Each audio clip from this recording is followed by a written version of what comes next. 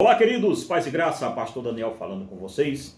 Queridos, nós vamos falar um tema aqui que é bastante pedido aqui no canal.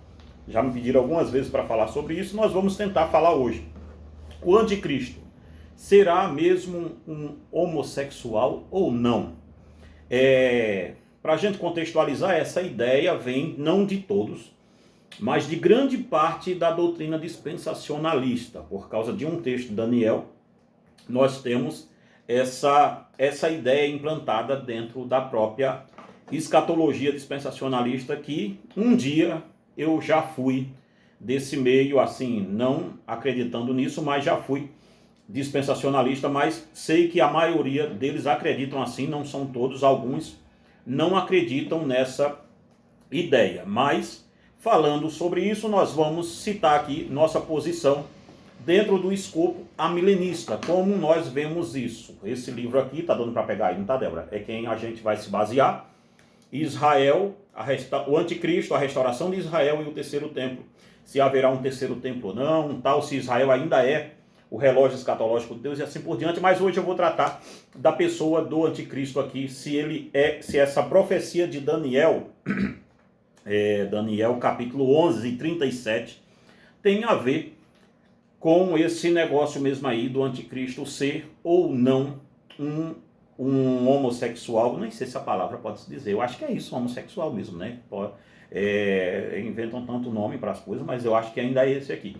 Mas se ele será ou não um homossexual, se tem algum fundamento nisso na escritura, tá?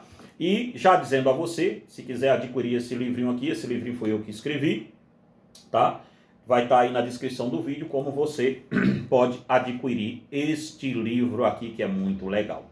Vamos para o vídeo aqui, tá? Gente, o texto que está aqui em voga é Daniel 11:37. Tem até aqui em outro vídeo nosso, um pessoal aí me perguntando sobre que eu falei que o anticristo seria alguém que iria zelar pelos conceitos assim mais tradicionais mesmo. O anticristo será um homem assim que vai ter um zelo aí assoberbado por costumes e não pelo Deus da Bíblia, tá? Por isso que ele vai ser tão confundido como sendo alguém de dentro da religião, alguém da ala mesmo aí, mas até mesmo conservadora. Tem um livrinho que a Débora leu por aí esses dias, que eu também li, depois eu volto nele aqui para vocês verem. Eu estou tentando ver se eu acho ele ali, mas não vai estar aqui não. Mas vamos lá, que fala também sobre esse assunto. Mas vamos ver aqui. O texto de Daniel 11:37 diz assim: não terá respeito aos deuses de seus pais, nem ao desejo de mulher, nem a qualquer deus, porque sobre tudo se engrandecerá. Daniel 11:37. Esse texto aqui é que o pessoal diz que o anticristo não terá respeito aos deuses de seus pais, nem ao desejo de mulher. Nessa partezinha aqui de desejo de mulher que pega. Primeiro, gente, nós vamos ter que falar rapidamente aqui uma coisa. Os dispensacionalistas, eles têm uma ligação grosseira mesmo em conectar texto a texto. De vez em quando, eu e a Débora morremos de rir aqui, que a gente vê o pessoal quando cai uma bomba na Síria. Foi na Síria, Débora, naquele tempo, não foi que começou a cair bomba lá, eles ligaram lá que a destruição da Síria e tal, em Isaías, não foi? E começaram com isso, e aí a gente morre de rir, porque tudo que acontece, um tiro caiu em Israel, caiu uma bomba, caiu alguma coisa, eles têm um versículo para conectar. E não faz o pingo de sentido, gente. Os dispensacionalistas, eles tiram o texto do seu contexto histórico, que é o que nós, amilenistas, mais preservamos. Nós preservamos o texto no seu contexto histórico. Nós procuramos ver o que esse autor está falando naquele tempo.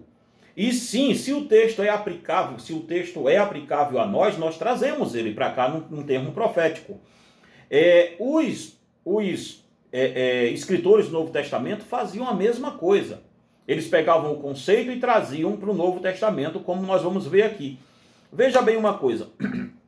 Em 2 Tessalonicenses capítulo 2, versículo 4, nós não podemos negar que o apóstolo Paulo pega esse texto de Daniel, capítulo 11, 37, e ele faz um paralelismo a esse texto, ao que ele está falando.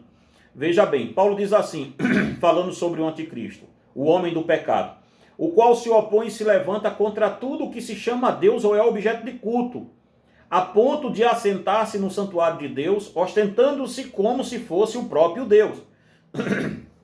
Perceba, Paulo nada fala sobre amor de mulher aqui, mas ele pega a questão de Daniel 11 e ele faz um paralelismo a isso, ao texto do anticristo que ele está dizendo. Ele não está dizendo que o anticristo seria o proposto em Daniel 11:37. Ele está dizendo que em algum aspecto, aquela figura de Daniel 11:37, o que nós estamos esperando se parece com aquele, não que ele seja aquele. Veja como eu coloquei aqui nesse livro. Sim, o apóstolo Paulo parece mesmo estar falando de um indivíduo que tomará em si forma de todo o sistema anticristão que já existiram. Ou seja, o que ele está dizendo? Paulo está dizendo que o anticristo, o sistema do anticristo vai promover um homem que vai tomar todas as formas anticristãs em um único império, em um único sistema. É como se fosse um império religioso que deu as apostasias todas que tinha para dar e ele vai se resumir em um só. Então veja bem, o anticristo será um homem de uma arrogância tão descomunal que se levantará contra tudo que se chama Deus ou sobre tudo que é objeto de culto. Embora no livro do profeta Daniel não se descreva este personagem, aquele livro cita profeticamente um homem arrogante a este ponto. Profecia que se cumpriu em Antíoco Epifânio. Não terá respeito aos deuses de seus pais, nem ao desejo de mulheres, nem a qualquer deus, porque sobre tudo se engrandecerá. Veja, esse texto especificamente não fala de um anticristo futuro, em Daniel 11:37. Ele fala do Antíoco Epifânio, e não de um anticristo futuro. Parece-me que o apóstolo Paulo pega emprestado o vocábulo do livro de Daniel para demonstrar que, assim como aquele monarca do passado foi arrogante e abandonou o Deus de seus pais, assim também o anticristo não terá nenhum Deus que ele reconheça, senão ele mesmo. Isto não quer dizer que a profecia de Daniel 11:31 esteja apontando literalmente para o anticristo futuro, pois ela, de fato, fala acerca de Antíoco Epifânio. E sobre isso, Lion Doing diz: Antíoco abandonou o Deus que seus pais cultuavam, Apolo, e não mostrou nenhum respeito pelo desejo de mulheres, que é provavelmente uma referência ao culto do deus Adonis ou Dionísio, que era comum no Egito.